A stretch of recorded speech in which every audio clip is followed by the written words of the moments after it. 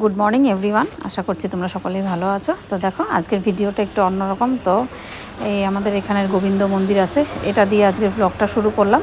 তো আজকে যাচ্ছি একটু বাইরে, দেখতে থাকো। তো আমি টোটোতে উঠে গেছি, তো এখন যাচ্ছি আমি স্টেশনে। তো সকাল সকাল, বেশি বাজে না, তখন 7:30 পৌনে 8টা বাজে। তো এই দেখো রাস্তার ভিউগুলো এত সুন্দর লাগলো, তার জন্য একটু ভাবলাম তোমাদের সঙ্গে শেয়ার করি।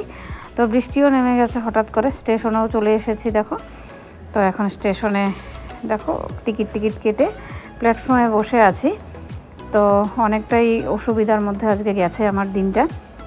তো যে ট্রেনে যাব ভাবছি সেই ট্রেনে পেলাম না, আরেকটা ট্রেনের টিকিট কেটেছি সেটার মধ্যেও পেলাম না, অন্য আরেক ট্রেনে উঠেছি। এই দেখো ট্রেনে উঠে পড়েছি। তো ভাবলাম বাইরের ভিউগুলো এত ভালো লাগছে, তোমাদের সঙ্গে অল্প শেয়ার করি। তো এই দেখো শেয়ার করে দিলাম বাইরের ভিউগুলো। কি ভালো লাগছে না দেখে, বলো তো, একটু জানাবে তোমরা কীরকম লেগেছে। এই দেখো এই ভিউটা খুবই সুন্দর লেগেছে। তো আমার তো দেখতে দেখতে আমার রাস্তা প্রায় শেষ হয়ে আসলো। তো এই দেখো ট্রেন থেকে আমি এখন নেমে যাব। নেমে এই দেখো আমি অটোতে উঠে গেলাম। উঠে এখানে হচ্ছে এই যে আমি আসছি অ্যাকচুয়ালি বাপের বাড়িতে গুয়াহাটিতে। তো এই হচ্ছে ব্রহ্মপুত্র, গুয়াহাটির যেদিক দিয়ে যাবো আমি কামাখ্যার থেকে। তো এটা হচ্ছে রোড, একটু ভিডিও করলাম যার জন্য। আর এই যে দেখো নতুন করে আবার ওভারব্রিজ হচ্ছে, অনেক কিছু। আমি বেশ কিছুদিন বাদে আসলাম, আমি অনেক দিন পরে আমার আসা হলো।